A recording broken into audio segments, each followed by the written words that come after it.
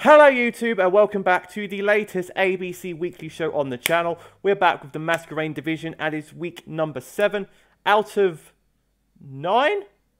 I think, is it 9 or is it 10? Is 8, 9, at 10.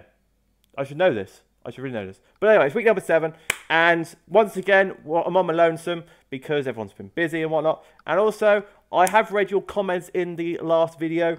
Shout out to Jack and the coach of the Goonty Growlifts. He suggested that I should do like pretty much what WBE does and do like a heat of the week sort of thing for the ABC. And I thought this is a really good idea. Let me talk to the dictators in Slacking and Nico and see if I can get a ball rolling to set up a channel in the Discord to try and, you know, people to post their sets to me or whatnot, so I can, you know, or just make an announcement telling people to DM me their set so I can sort it out for like every week sort of thing, like at the end of the show. But I put it in the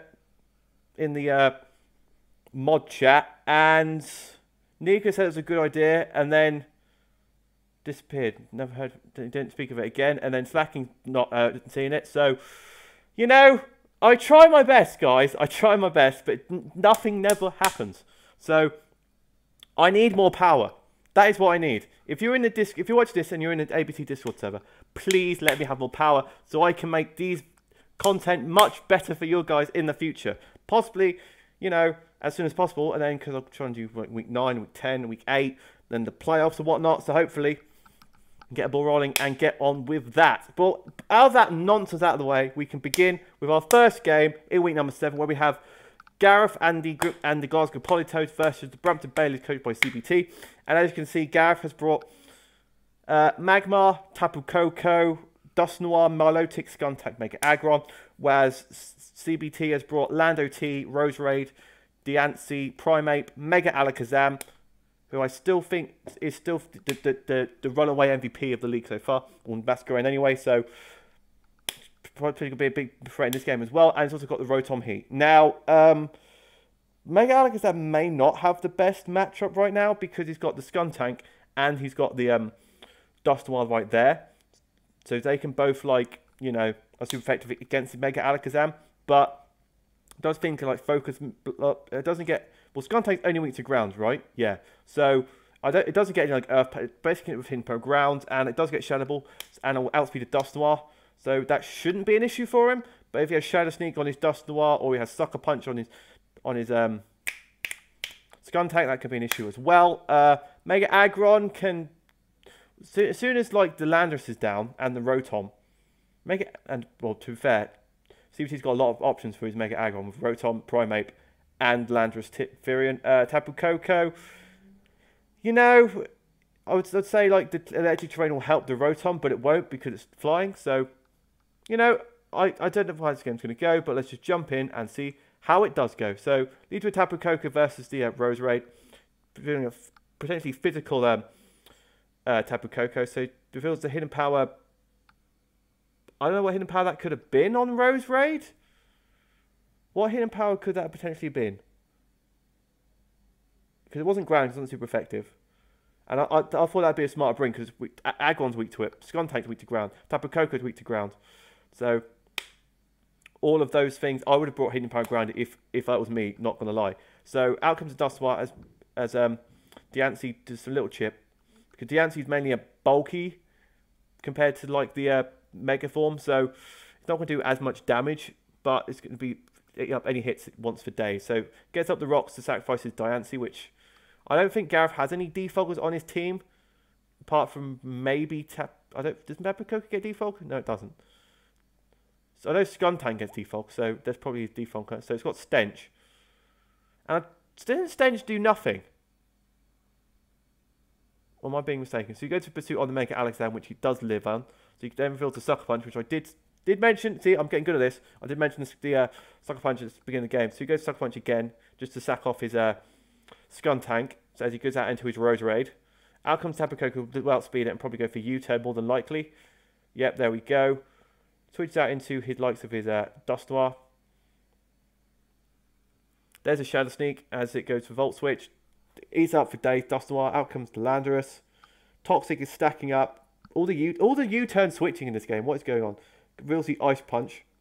Down goes the Dust Noir, which, to be fair, it's a good bring by Gareth there, bring a physical Tapu Koko for likes of the Rose Raid for Brave Bird and the Primate for Brave Bird. That was a good bring by Gareth there. Earthquake just blows back the Magmar. Landorus is just going to come in, kill things, then run away. Just what tends to be what it does, to be quite honest. Let's be real. Hidden Power. Ice? Is that... He's got HP Ice? Is that HP Ice? It must be, because it's not HP Water. Why is he HP Ice? I'm so confused by why he's HP Ice and not HP Ground. Looking at the team. Looking at Gareth's team, why are you not HP Ground? Two-thirds of his team is weak to ground. What are you doing? It doesn't really matter because he still wins anyway, but unless Gareth comes through with his Tapu Koko hacks, probably not because now he's intimidated. Is he going to get a flinch? Nope. And down goes the Tapu Koko, and CBT wins 2-0. And GG to CBT there. Probably Landorus put in the most finest work because Gareth's team is super weak to ground. I'm just like looking at it now. His only ground type switching on that team he has brought is the Dust Noir with Levitate. That is it. Once that was down, then Landorus could just come in and just kill things, pretty much. And if Milotic was low enough health and Dust Noir was gone, Landorus just swept the team. 100% just swept the entire team. So yeah, that was a good game. Obviously, I think Gareth is still trying to push for playoffs at this stage. I know CBT is pretty much confirmed at this stage to making the playoffs, being, I think, top of his group or second in his group, something like that. But yeah. So we move on to game number 2, where we have the Offshore Oinkers, coached by Checkmate Ben, versus Nico and the Phoenix Solrox. And Ben has brought Keldeo, Palisand, Tyranitar, Scizor, Clefable, Rotom-Mow, and Nico's brought Rapidash. That ruddy Swordsbuck. It will get a flinch one day. It will put in the work one day. Let's watch it. He's got Mega Pidgeot, Granbull, Genesect, and Meowstic. Now, before this game, when this was played, about 2 or 3 weeks ago, Ben was chatting about doing some trades for his team because obviously slacking drafted the team, some of which meant it was absolutely terrible. So he was like, because he's offshore on a boat, he asked me could I like send pictures of like the dock and stuff. So I said, "Oh, are you looking for trades?" I said, "Yeah." He said, "Oh, okay. What trades would I look for?" I said, "I can't remember what he was asking for, but he said he wanted." So I told him, I gave him suggestions to draft Scizor and Palisand because he wanted did he want a ground type or ghost type or something like that? I can't remember what it was for. I can't remember what he wanted to draft, but I said Palisand's a good option because I've used it before. It's an interesting one to use, not gonna lie. And also he wanted a bulky defogger because his only defog on the team I think was Rotom-Mow. So I said, right, Scizor's right there. Scizor's a good defogger. It's only weak to fire. It's quite bulky. It can run Technician setup. It's an amazing mon. You just get rid of that goddamn. Oh, what did he have? Was it Nidoking? Or it was something high up because Scizor's obviously a high point mon. So you drafted that, and I'm glad to see that I am giving advice to people in drafts because I am a drafting genius. There's nobody comes close to me. But anyway, we're getting to the game. Keldeo once again, I think is the Offshore Oinkers MVP so far. From what I recall, it's not a stupid donkey. It's a good donkey. It just only has one goddamn. I'm going off track again. But let's just jump to the game before this video goes on for 12 years. Right, let's jump in. So Ben leaves with the Palisand. It's needed to make a Pidgeot. There goes the Hurricane. Does just under half. Builds Hidden Power Grass. HP Grass. Good bring by Nico there. HP Grass for the likes of probably this thing, Tyranitar and whatnot. So he goes into his Tyranitar. As Pidgeot U-turns out into his Genesect, gets the special attack boost. So he goes out into Palisand as he goes for the Iron Head, which is kind of, Palisand just eats up hits for days. Shore Up combined with Tyranitar is absolutely insane because under Sandstorm, it recovers 75% of your health. So that's kind of wild. So Nico reveals a special Granbull this week, which is very interesting, but not going to lie. So Swordsbuck comes in. Rook just eats up like a champion. Goes to shore up again. So he goes into rotor mode, taking another Horn Leech, which is resisted, obviously. And it's just a lot of switching right now. Volt switching out. Rapidash is going to be... Goes for the wild charge. Sacks off the horse, pretty much. Ben goes for the close combat. Probably predicting the Genesect to come in, probably, more than likely. But goes into Meowstic. Nico with the Rize going for the Energy Ball. Bai lives on just about low enough health. Because Mega T-Tar's a bulky Mother Trucker. Lives on, deals for the Stone Edge. Ben sacks off the Mega Tyranitar to get free switching into the Rotom, which he does go for as it goes out into Gramble. He's probably going to Volt Switch out. Yep. I'm calling these plays. He goes out into his Scizor, which sacks off this thing with a Bullet Punch. Out comes the Genesect. And probably going to go out to Palisand again, as it reveals the Blaze Kick. Did not know this thing got Blaze Kick, not going to lie. And Palisand just here, eating up all the hits. And, apart from the flinch, there's the flinch. There's the flinch. There's the flinch we were all waiting for. Let's go to Ironhead again. As Kodo is revealed to be probably, I think, Choice Scarf. He goes for the Gunk Shot, which is very risk. Why was he Gunk? Probably for the Rotom Mo. I was going to say, because if it was for the Clefable, he's got Ironhead, but obviously for the Rotom Mo. Clefable comes out versus the misses the Fire Blast, which is very unfortunate. Not going to lie. Out comes the Mega Pidgeot. As Clefable just going to sit in front of it more than likely. As it feels the Ice Beam, so it's probably more offensive Clefable with Ice Beam and Fire Blast. So Nico's getting his headbutt flinches that he really wants to do. But she can't really touch against the Rook, and it's revealed that he is actually a choiced. So he can't touch the Palisand, and Palisand in its first week has put in the absolute finest of work versus... Oh, Swordsbuck gets a kill! There we go.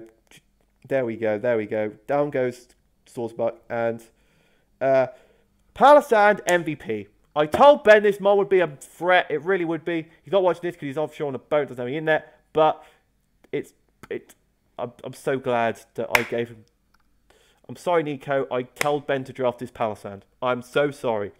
It's all my fault. I'm sorry, Nico. I'm sorry. But anyway, GG to Ben there. After his typical losing first two games and then winning the rest, Ben is rocking up to first place in his division, and hopefully he can, keep up the good work. Next up, we have the Grimsby Growlithe, coached by Jack, versus the Kyogre Menace himself, the Hungry Bidoof. And Bidoof has brought Volbeat, Mega Banette, Dedenne, Kyogre, Ludicolo, and Ferrothorn. Almost said Ferroseed there, don't know why. And Jack has brought the Credilli, the Zeraora, the Aselgor, the Florges, the Jirachi, and the Azelf. Now, Bidoof's team is pretty much Kyogre, with a Swift Swim Ludicolo, with a bulky Ferrothorn, with a Mega Banette, a Volbeat to pretty much just set up some nasty pots and bat and pass out prankster shenanigans into the likes of the Kyogre. And Dedenne is a Dedenne. I can't really see what Dedenne actually does against this team, not gonna lie. So looking forward to see what Dedenne is going to bring to the table. Zeraora, if that thing is Choice Scarf to outspeed the Kyogre Choice Scarf, that's a good bring by Jack. Florges is the bulky gal, because but barring Mega Banette, most of Bidoof's team is special, so that's going to take up all the hits as well. Jirachi can be bulky as well. Credilli with Storm Drain, as if the Kyogre is choice into like Water Spout and whatnot, it's got a very good switch into that. And yeah, so looking forward to this game and see how Jack can stop the Kyogre Menace. Not going to lie. So Bidoof with the Volbeat as he goes for the Tail Glow, as Jack sets up his Toxic Spikes, as Volbeat gets the max Tail Glow, sets up a Tailwind, as he bat and pass out into his Dedenne. Now, there's a good bring by Jack there, by bringing a Sunny Day on his Jirachi to counteract the sun from Kyogre. So reveals the Parabolic Charge on the Dedenne, which is going to actually put in the absolute finest of work. There's the Flamethrower. And Dedenne is just going to, die by the poison Toxic Spike. So yeah, that was very good bring by Jack there. Out comes the floor Jez as he goes switch into Swift Swim Ludicolo. As he goes to protect, reels the Leech Seed. So he's Rain Dish and not Swift Swim. Okay, so he's brought a bulky Rain Ludicolo to likes of to probably just to, you know, I don't know. Why is he? Why I don't know why he brought a bulky. Not gonna lie. Rain Dish bulk, I don't know, but Zero is just going to come in and outspeed it and go for Plasma Fist. So down goes Ludicolo as out comes the Kyogre as he goes straight into his Ferrothorn as the Ferrothorn goes for Protectors to try and stall out the rain turns. He feels a close combat onto the Volbeat, which is probably it's got Encore, so he's locked himself into the close combat. So to be able to get a free switch out into his Mega Banette more than likely as he switches into Floor Jazz, sets up the Tailwind, sacks off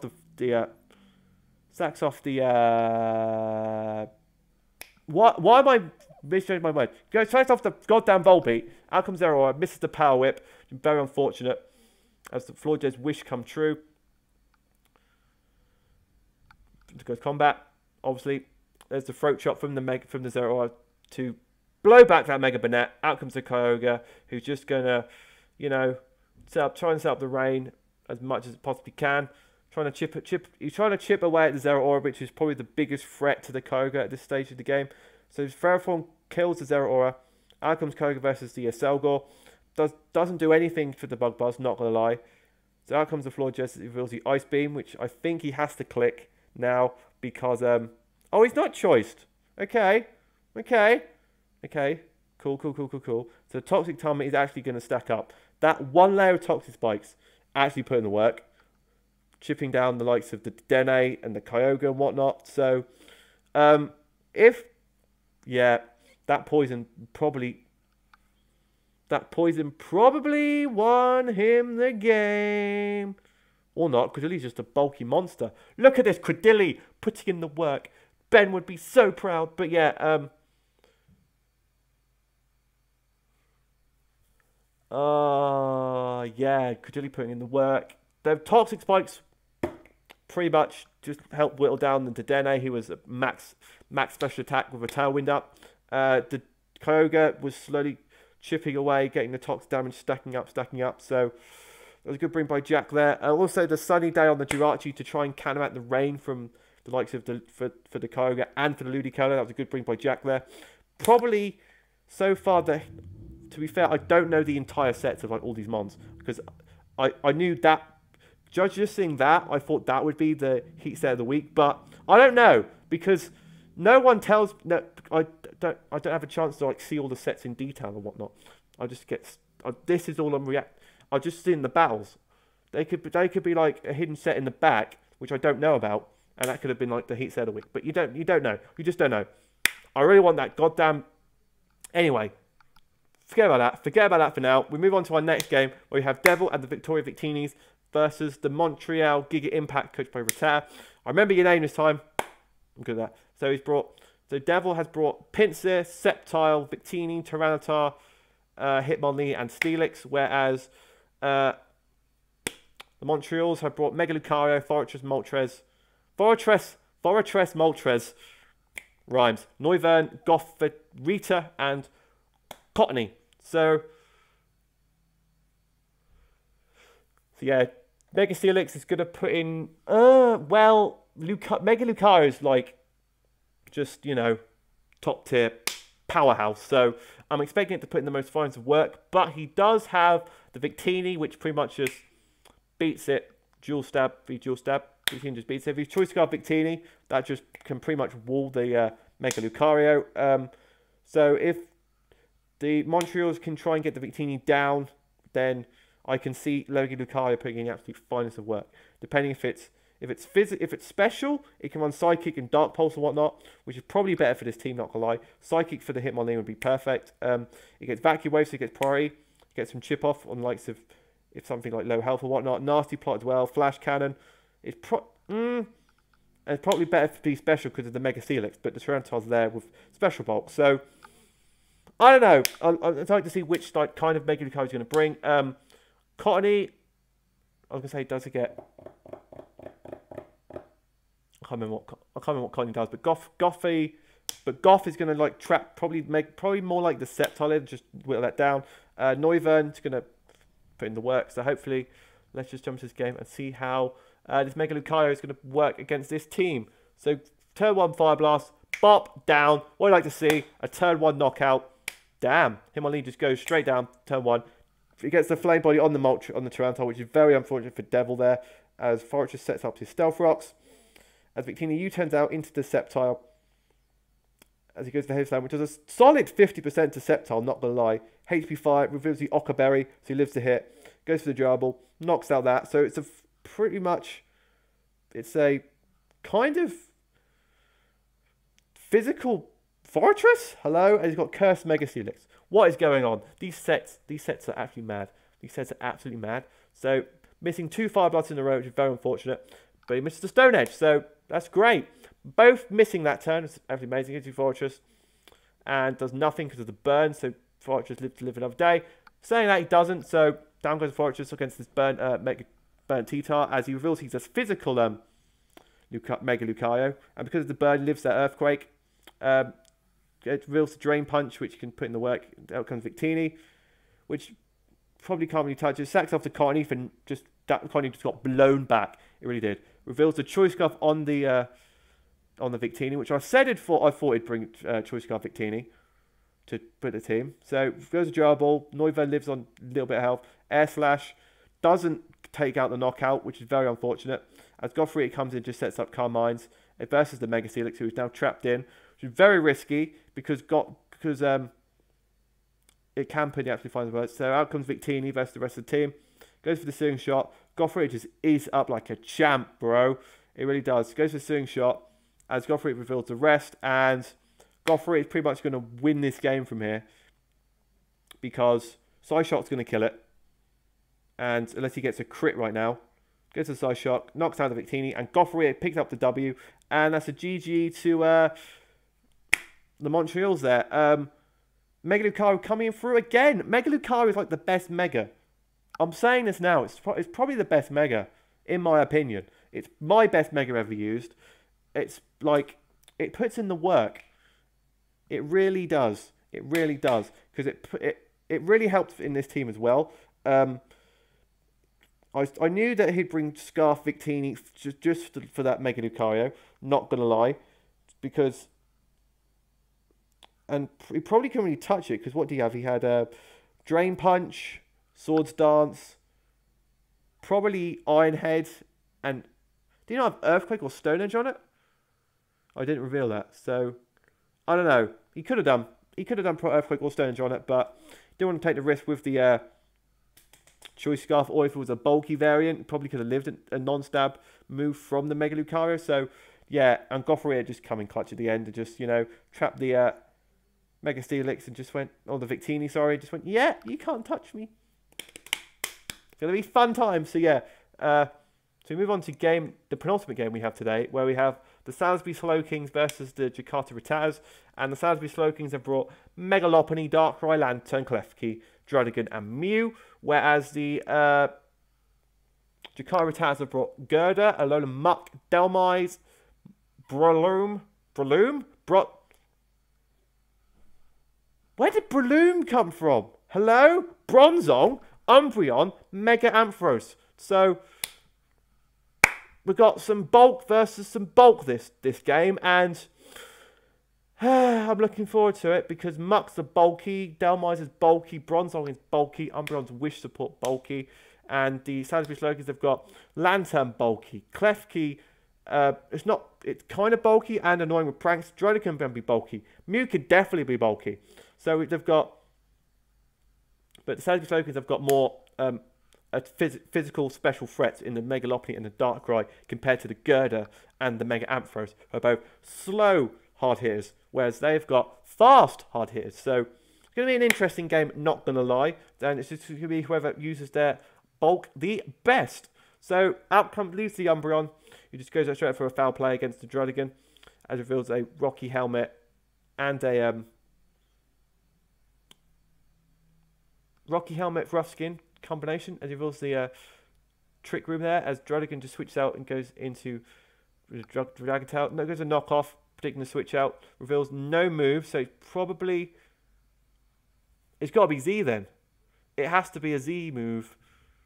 Reveals a synchronized on the poison touch because nothing got knocked off by the knockoff. Go for the earthquake, revealing the Shucker Berry on the Alolan Muck. As Mew just goes for the soft boil, trying to keep alive as much as he can. Lantern goes to Trick Room again. As Lantern starts to be stockpiling, so that could be a very much issue because this power does absolute blows that Lantern back even at +1 defense. This Delmise is nothing to be sniffed at. It really isn't. There's a Shadow Claw on the Delmise on the Droligan, which Droligan's actually putting in the work. Not gonna lie, having a speed tie with the Umbreon as it outsped at this time with the Taunt, and now feels a Dragon Tail, or did he? Yeah, feels a Dragon Pulse on the Ampharos, who just knocks out the Droligan. Obviously, yeah, forgot to Mega. Feels the Hypnosis, misses on his Dark Claw, which is very unfortunate because obviously Dark Void is now worse than Hypnosis now, doing 50%. So yeah, Dark Claw just comes in and Dark Pop feels the Mega Ampharos. As Droligan, Gerda reveals the Mach Punch as he goes down to his Umbreon. Getting up the screens late game with his Megalopony, as Megalopony comes out and just power punches and gets a +1 against this Umbreon. He Battle out into his Muck, bring it back up to pretty much full health. Goes the high jump kick, and I think at this stage Megalopony can potentially just win this game. Not gonna lie, goes for the side kick as he feels the high jump kick. So now this Megalopony is going to not outspeed much things, but goes to Gerbil under the Trick Room. Knocks off, kills the Delmise because of Life Orb recoil.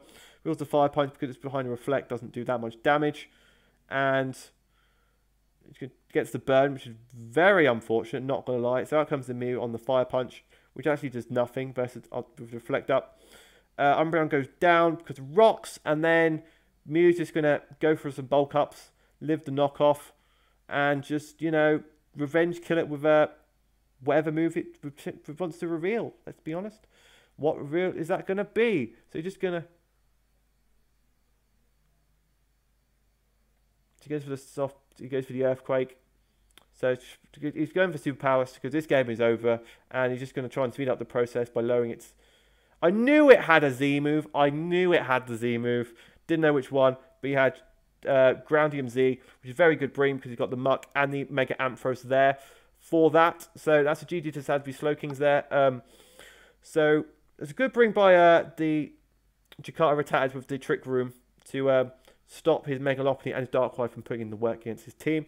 But the Mew and the Klefki was like the most annoying part of the Sadby Slowkings team there by setting up the Reflect. So he got the opportunity to set up with his Mew, to set up with his Megalopony to try and get some mini sweeps out on the game. So GG to the Sadby Slowkings there as we move on into our last game where we have the Arctic Frost Dean and the Cherry Grove Cherums versus the Sean and the Tribe Gang. Now, Sean has brought Magearna, Kartana, Garchomp, Corsola, Ditto and Electros, whereas Dean has brought Zapdos, Tapu Fini, Mega Venusaur, Kyurem Black, Espeon and the Omastar. Now, Magearna is going to kind of put in the work once... Magearna can put in the work once probably Zapdos and Fini are gone.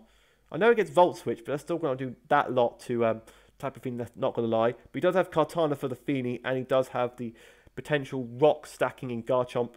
Stone Edge with Garchomp. It can have Stone Edge as well for the Corsola. Electros can potentially put in the work depending on what set he's running on it. Ditto is always a problem depending on what set.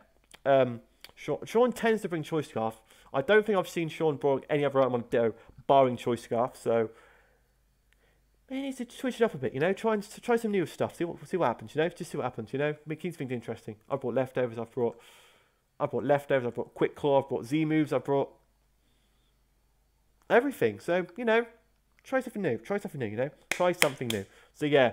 I think it's going to... Obviously, it can't be a close game because it's the last game, so it's going to be the biggest scoreline. But I'm interested to see what's going to happen in this game. So, let's jump into this. It leads with this Fish Light. As the Zapdos, you turns out into his Kyurem Black. Probably going to Volt Switch out, which he does. So, both you switching out into his Ditto. Probably... obviously use Choice Scarf because it's Sean, and you go straight up into Kartana as he goes into Zapdos.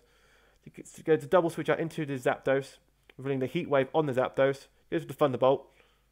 Oh, it's a Figgy. I need to put Sean. I'm sorry. I thought you only brought Choice Scarf. This man brought Figgy Berry's Ditto.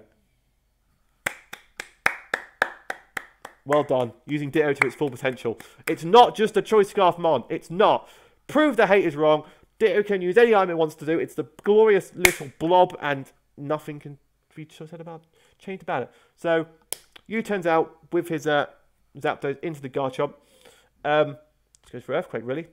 On the Zapdos, as he goes to the Self Rock, so he just stays in, you know, trying to predict him to roost against the Garchomp to go for an Earthquake on it.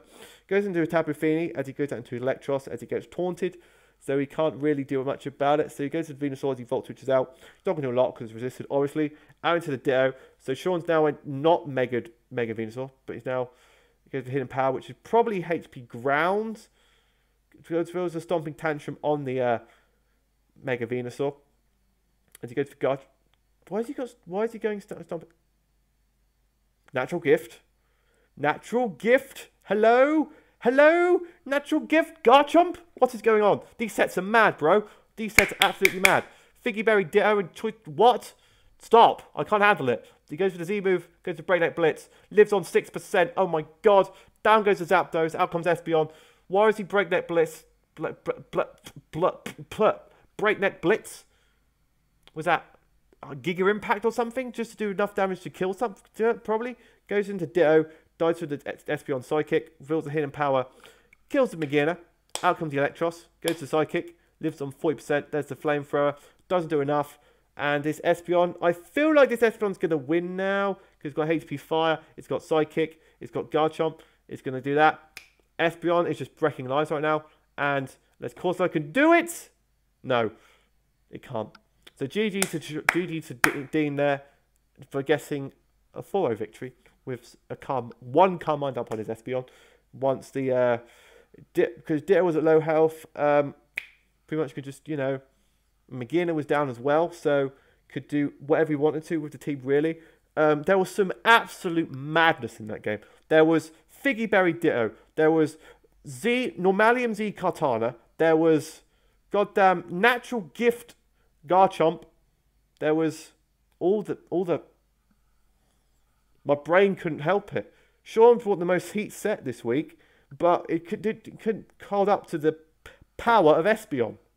The power of Espeon. Anyway, so that's going to be a wrap up for today's UCC ABC Masquerain Weekly Show, week number 7. If you guys have enjoyed, make sure you smash the like button down below. Be subscribed if you're new around here and did enjoy the content. As always, leave any comments, any criticism, any critique would be much appreciated to improve for the future ones. And if I ever, you know, have time to like do it for another league or something, let me know down in the comment section down below, and I'll try and get that sorted out. But time might be a little bit restricted by that time, because I've got like 4 or 5 weeks left in Hull before I go back home, and that'll be hard to record and all that stuff. So anyway, I'm off on a ramble right now. Thank you guys for watching, and I'll see you guys in the next one.